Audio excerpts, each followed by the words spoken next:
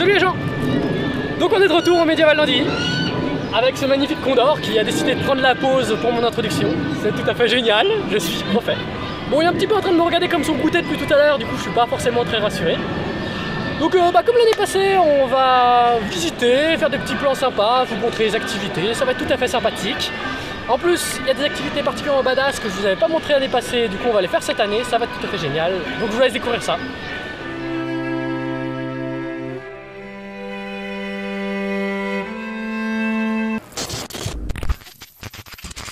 Écoute mon vieux, on arrête ces conneries. Baby, can you move around the rhythm so we can get with and jump around and get us a rock and roll round? Down, down, body, body, coming with the super hottie, let's go. No, no, hell no. Baby, can you move around the rhythm 'cause you know we're living in the fast lane. Speed up, it ain't no game. Just turn up all the beams when I come up on the best scene. Ne vous inquiétez pas, ils arrivent.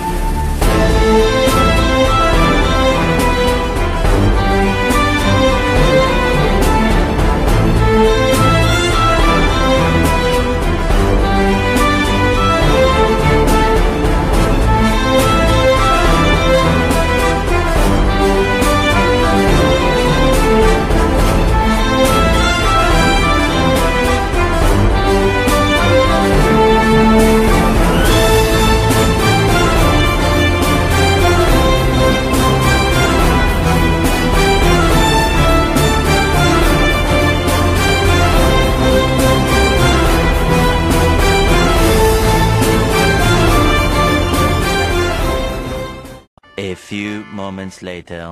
L'hélico-boule. C'est ça qui fait l'hélico-boule. Et attention, je vais faire un hélicoptère.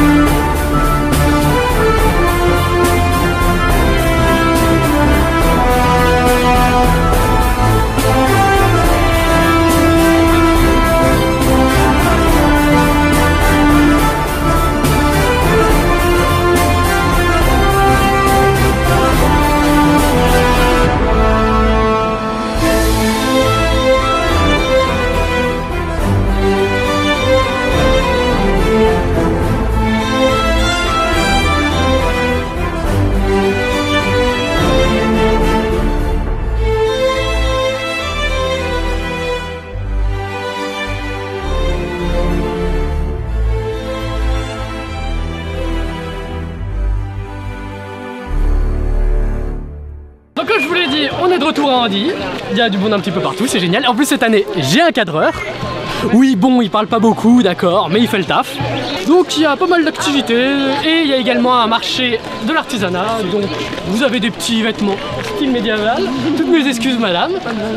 Et il y a également des couteaux forgés. Après les couteaux, vous pouvez également trouver des arcs. Vous pouvez également trouver du matériel pédagogique. Et il y a également de la bonne pitance. Et également de quoi se désaltérer le gosier. Il y a également la boulangerie avec de belles niches. Qu'est-ce qu'il y a? Je parle du pain évidemment. Et pour les plus courageux, il y a également de la nourriture exotique.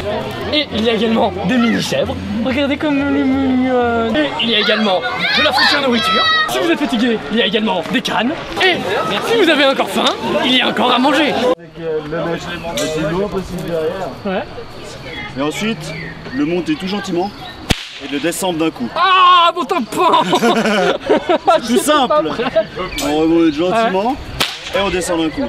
C'est le seul moyen de ne pas se blesser justement. Justement, y a-t-il possibilité de s'auto-fouetter en fait? Oui, si on fait des autres manières. Ah oui. Mais là, c'est justement la manière la plus. Je vais vous toucher ou pas? Non, là, non. Donc comme ça. Voilà, exactement. Et vraiment descendre d'un coup. C'est vraiment le mouvement, monter gentiment et descendre d'un coup. Parce qu'il peut aussi. Voilà. Les poignets qui travaillent. Voilà. Ah, moins bien. Ouais. Ah, il a touché. Ouais, c'est qui le patron? Donc pourquoi un foie claque-t-il? En fait, la raison est très très simple. C'est qu'en fait, le bout du fouet dépasse le mur du son et c'est ce brouillard qu'on entend. Ce fut le tuto comment utiliser un fouet. Mais oui, c'est clair. Donc nous sommes avec Benjamin le fauconnier, nous sommes en train de nous équiper de notre fauconnière. On va aller faire voler les oiseaux, ça va être fort sympathique. On vient de m'équiper, donc j'ai mon petit gant, mes potes de poulet, des petits nuggets, regardez. Avec les petites plumes jaunes, c'est des petits poussins tout mignons, regardez comme il est mignon. Ça va rager dans les commentaires, ça va être une boucherie. Et on a trouvé un objet pas du tout histo. Je ne sais pas du tout ce que c'est. Mais quel est cet objet du diable? Donc actuellement sur mon bras, j'ai une petite buse de Harris. Bon, qui est un petit peu excitée étant donné que c'est la première fois qu'elle part du parc des Aigles du Liban. Du coup, elle est un petit peu inquiète par l'atmosphère. En plus, elle a jamais vu de caméra. Du coup, dès qu'on la rapproche, elle la regarde un peu bizarrement. Bon, là, elle le fait plus exactement comme par hasard. Mais voilà, c'est un oiseau qui est américain, qui est fort sympathique. Ça fait combien de grammes un oiseau comme ça? 650. C'est un petit mâle, ouais. La Et femelle, elle fait 1 kilo.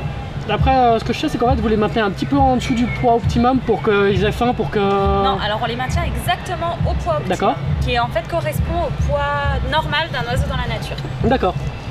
Et ouais, et du coup, elles ont toujours faim pour les spectacles. C'est ça, et... c'est ça. Voilà. En fait, c'est pas du tout qu'elles font le show, c'est juste qu'elles vont chercher à manger en fait.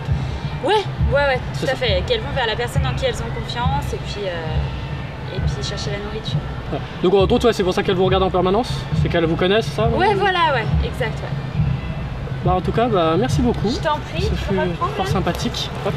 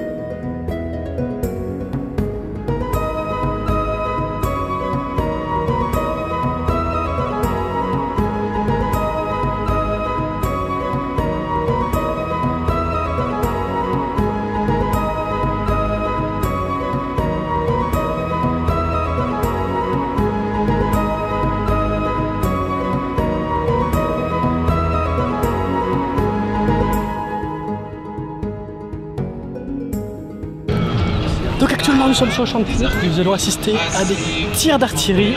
Ça va être super méga génial. Donc j'ai le droit de poser une GoPro à côté de la bouche du canon, des choses comme ça. Ça va être génial.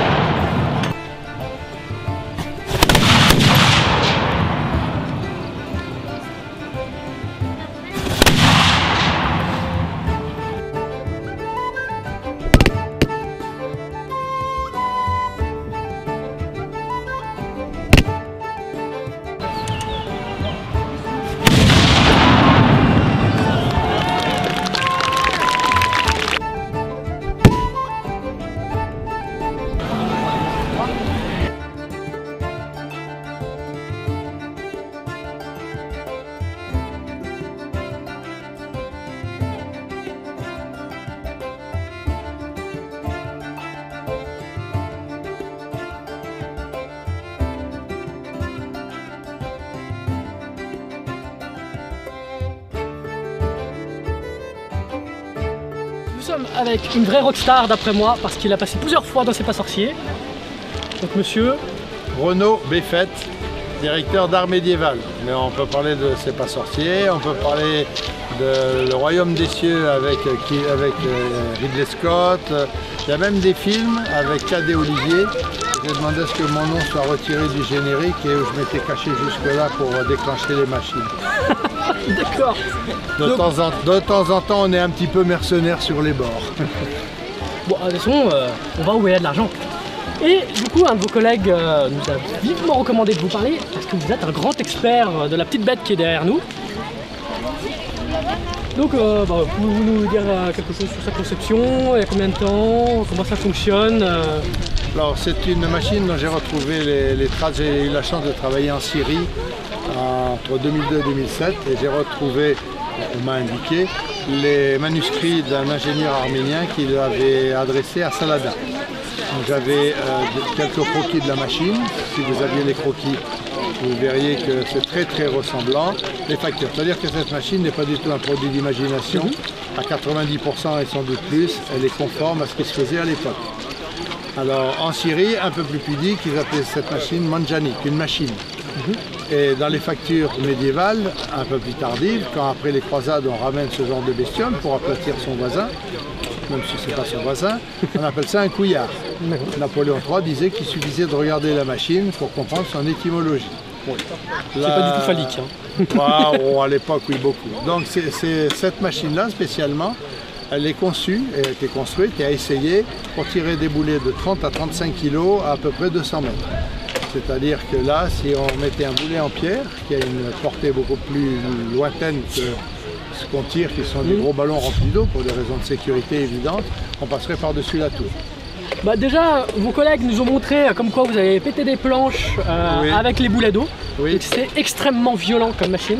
Oui, Et elle est très loin de ses capacités maximales. elle est à peine à la moitié de ses capacités maximales, même pas à la moitié.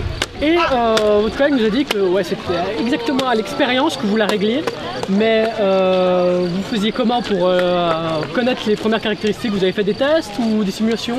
Non, je suis tombé sur un parchemin, une reproduction évidente, qui est détenue à la Bibliothèque nationale d'un architecte du XIIe siècle, qui expliquait comment, par la géométrie, on réglait ces machines.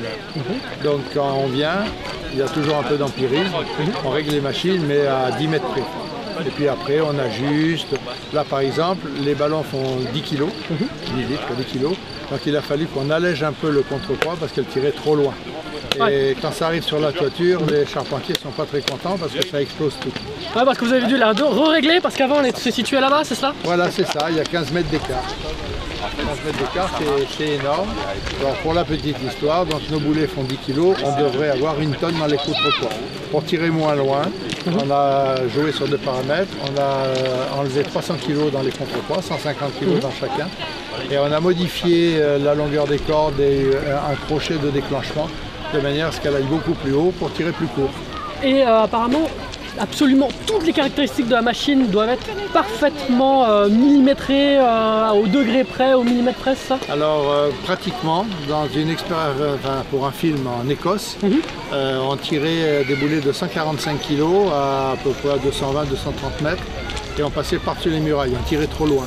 Donc j'ai démontré, le film vous pouvez le trouver sur Nova Trébuchet, qu'en mettant simplement une rondelle, en bougeant mon crochet de 2 mm, je rabaissais mon tir et je tapais en plein dans le mur.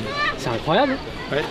Et donc le principe au bout de la corde, c'est le principe de la fronde en fait. C'est une fronde géante, mais on retrouve des dessins dans des bibles, David et Goliath. Ouais. Voilà, David et Goliath, c'était un bâton, il y a une partie qui est fixe, l'autre qui relâche avec son doigt. Et je parle toujours de Simon de Montfort, il a pris un petit boulet de 600 grammes, pas pour une boule de pétanque dans la tête. Et quand on l'a enterré, on ne pouvait pas retirer le casque, il y avait tout qui venait avec. Ah oui, d'accord, oui. Voilà. Ça a tout enfoncé. Oui. Et ce trébuchet, il a été construit à combien d'années, vous savez? Alors les premiers trébuchets, je les vois dans le trébuchet... Celui-là, après les autres aussi également, c'est une bonne information. Je commence à trouver des factures très précises de trébuchets dans les années 1300. Celui-là a été construit en 2010. Donc oui, il est récent. Il est récent, oui. Voilà, la durée de vie d'une machine qui reste toujours dehors est de entre 12 et 15 ans. Mais en choisissant bien les bois, ce sont des bois locaux, Mélèze et Douglas. Oui, ils ont été traités pour qu'ils soient imputrescibles? Non, pas cela? Non, parce que quand on n'est pas là, les enfants jouent beaucoup avec. D'accord. Donc les traitements sont peut-être pas recommandés pour le public. Ouais, d'accord. C'est pour ça qu'on choisit certains types de bois. Et à l'époque, votre collègue nous a dit que le grand-père coupait pour son petit-fils. Oui. Et en fait, qu'il faisait mariner dans une baie d'eau salée, c'est ça? Quand il pouvait, sinon dans une mare, on coupait à la vieille lune, c'est-à-dire après le 21 décembre, pour qu'il y ait le moins de sève possible. On enchaînait et on mettait ça dans des lacs ou des lagunes, parce que quand on mettait ça dans des rivières, on avait la mauvaise surprise de voir que les bois avaient disparu. Donc, alors c'était des bois quand même plutôt pour des menuiseries, de manière à ce qu'ils soient lavés, lessivés et qu'ils ne bougent plus. Et dans des cathédrales comme, on intervient pas mal en monument historique, cathédrale de Notre-Dame de Paris, où j'ai fait un film avec les bâtisseurs de cathédrales, avec Fred et Jamy, eh bien j'explique que c'est un peu compliqué la démonstration, je suis certain que les bois ont été coupés et mis en place dans la nuit. D'accord, parce qu'ils ont travaillé, des choses comme ça? Ouais. D'accord. Bon bah merci beaucoup pour ces informations très détaillées et très intéressantes. Je pense que ça va plaire à mon public. En tout cas merci beaucoup monsieur et bonne journée et tout bon pour la suite. Eh bien pareillement, continuez à filmer, il y a des tas de choses magnifiques dans ce parc. Ouais. Donc je vous présente une des munitions actuelles. Un petit ballon rempli avec 10 litres d'eau, donc il fait ses petits 10 kilos. C'est très dur, donc c'est pour ça qu'on pète des planches sur la tour là-bas. Donc actuellement nous sommes au niveau de la tour qui se fait attaquer par un couillard qui se situe tout là-bas. Donc il a à peu près 40 mètres je dirais. Ce couillard a une portée de 250 mètres facile, donc il est vraiment au minimum de sa puissance quasiment. Et les boulets qu'il envoie, qu'on vous a montré il y a 2 minutes, arrivent ici à 160 km/h et avec une pression de 3 fucking tonnes. C'est tout à fait colossal. En plus les ballons, ouais c'est pas des ballons de baudruche, ça ressemble un petit peu à des bonnets de bain, vous savez. Ça fait à peu près 1 mm d'épaisseur, c'est ultra solide cette merde. Donc c'est ultra violent, ils nous ont pété une planche, ils ont pété la toiture lors des premiers essais quand ils ont construit le couillard. Donc c'est vraiment une grosse boucherie cette bestiole. 12 seconds later. Étant donné qu'on a réussi à retrouver le carreau d'une arbalète, on a gagné le privilège de pouvoir tirer avec une arbalète, ça va être fort sympathique. Donc on va commencer par l'armée. La gâchette. Voilà, ouais, en vrai ça va, je pensais limite que ça allait être plus dur.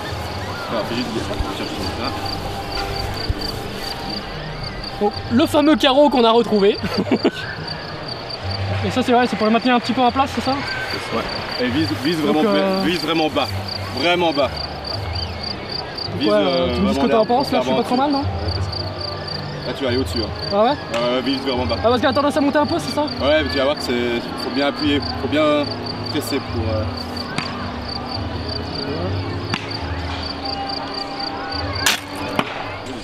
Donc voilà, mon tir qui n'est pas dégueu pour finir, parce que les deux personnes qui nous ont prêté l'arbalète, ils tiraient beaucoup plus haut. Donc voilà, je suis assez fier de moi. Et je viens de casser un carreau. Spartiate! Quel est votre métier?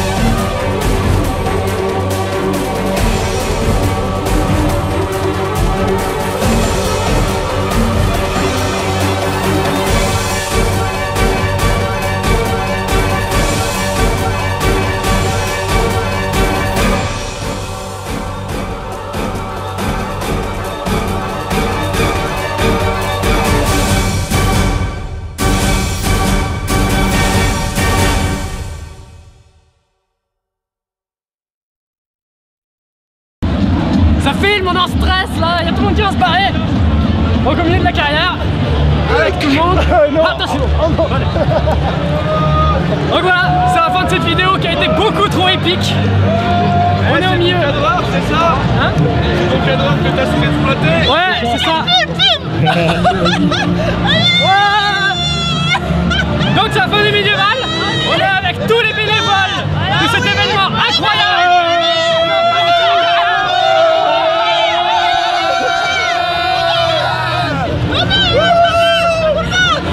Voilà, ça fait une vidéo beaucoup trop épique. C'est totalement génial.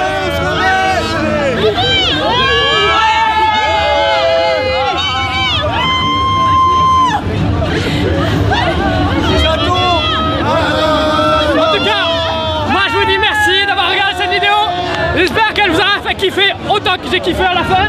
Oh mon dieu, on m'attaque.